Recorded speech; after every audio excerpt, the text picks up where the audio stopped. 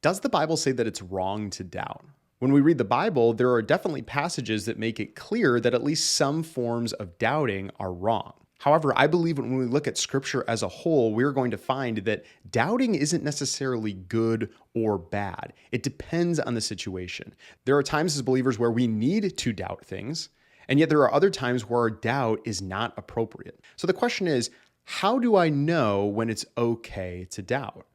A principle that we're going to find throughout Scripture is that our doubt should be related to the amount that we trust. So when I trust someone or something a lot, I shouldn't have as much doubt. And vice versa, if I don't trust someone as much, I should have more doubt. And this should just logically make sense. If some random person were to come up to me off of the street and say, Jaden, you're really lazy, I should probably have more doubt about what they're saying. I mean, maybe they somehow, know that to be true. But if I don't know this person and I don't have any good reason to trust what they are saying, there should be some more doubt and skepticism about what this person is telling me. However, this would be a lot different if my wife were to come up to me and say, Jaden, you are really lazy.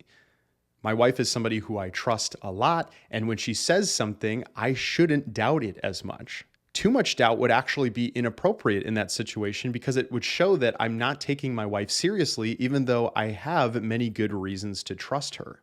And as we look at Scripture, you're going to see this principle. So to demonstrate this, we're going to look at a few verses that I would say frame doubt as a necessary part of our faith. But then we're going to look at a few verses that show that too much doubt can be wrong. But I think this idea of doubt and trust is going to help us understand what the Bible is saying here about doubt.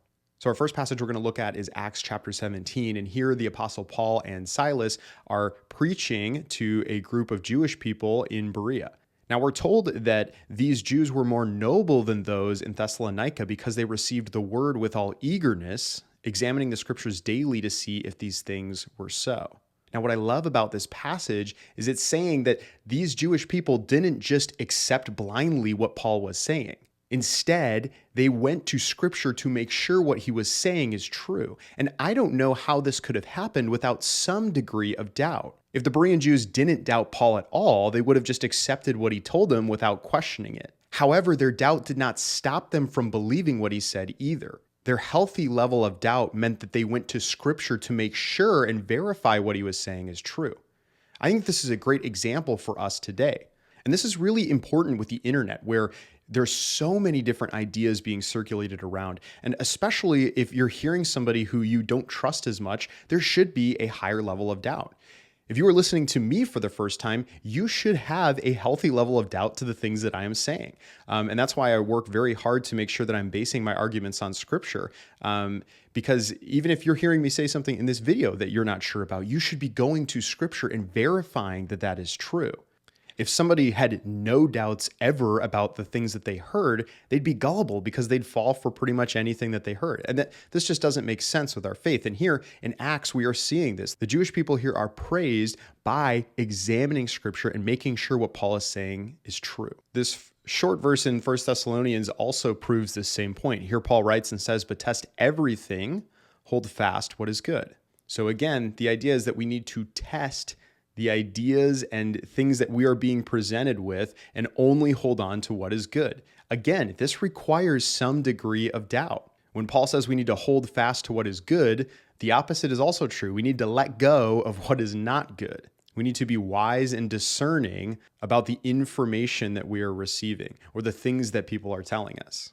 And lastly, we have this passage from Matthew 7, and this is Jesus speaking. And he's telling his disciples, "Beware of false prophets who come to you in sheep's clothing, but inwardly are ravenous wolves." Jesus is making it clear that there are going to be false teachers who look good and look put together, but secretly inside are wolves and have bad intent. We still have to look carefully at what they are saying and what fruits they are producing to see if they are a false prophet. I think these passages, along with many other passages of Scripture, make it clear that some level of doubt is healthy and okay and is part of being wise and discerning and only accepting what is true. However, there are also passages of scripture that make it very clear that doubt can be a bad thing. In Matthew chapter 14, we see this with Jesus and the apostle Peter. The disciples are all on a boat out in the middle of a storm, and Peter sees Jesus walking to them on the water, and Peter says this. He says, "Lord, if it's you, command me to come to you on the water." And Jesus says to him, "Come." So Peter got out of the boat and walked on the water and came to Jesus. But when he saw the wind, he was afraid, and beginning to sink, he cried out, "Lord, save me." Jesus immediately reached out his hand and took a hold of him, saying, "O you of little faith, why did you doubt?" So in this case here, Jesus is rebuking Peter and saying, "Why did you doubt me?" Because in this case, Peter should have had a lot of trust in Jesus. He has walked with Jesus for a while now. He has seen him perform miracles. He is now literally seeing Jesus walk on the water. Peter has good reasons to trust Jesus, and so he should not doubt him.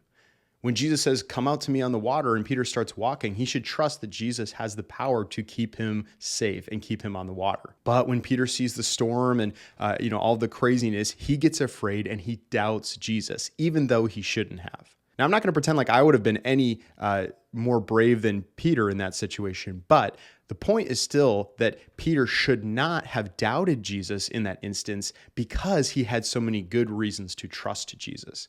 By doubting Jesus, he is showing with his actions that he's not trusting him in that moment. There's another example of this in the book of James. In the letter of James, he is writing about prayer, and he says this, "But let him ask in faith with no doubting. For the one who doubts is like a wave of the sea that is driven and tossed by the wind." So James says when you are coming to God in prayer, you need to ask in faith. You need to trust what God is saying with no doubting. If you are a believer in God and you have seen him at work in your life, you have good reasons to trust him. So when you come to God in prayer, you should not be doubting.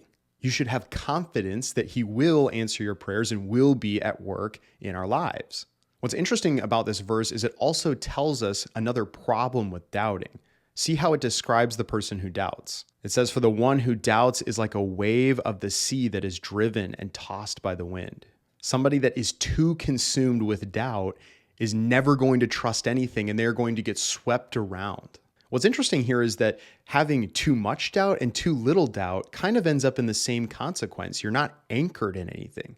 If you don't doubt anything, you'll believe any new idea that comes up. And if you doubt everything, you don't have trust in any one idea. And so you're going to float back and forth and continue to be uncertain. Instead, our doubt should be the opposite of our trust. When it comes to God, who we should trust the most, we should have the least amount of doubt. But we have that low doubt because we trust in God and trust who he is. So, what does the Bible have to say about doubt? Doubt in and of itself is not necessarily a good or bad thing. Some degree of doubt is necessary for our faith if we are going to test everything and be discerning about the ideas that are coming into our lives. However, there are also times where it is inappropriate to doubt. As followers of Jesus, we have good reasons to trust God, and so we should not come to him in doubt. And if you have not accepted the good news of the gospel, then my encouragement to you is continue to seek God. And if you earnestly come to God, he will reveal himself to you and show you that he is somebody that can be trusted.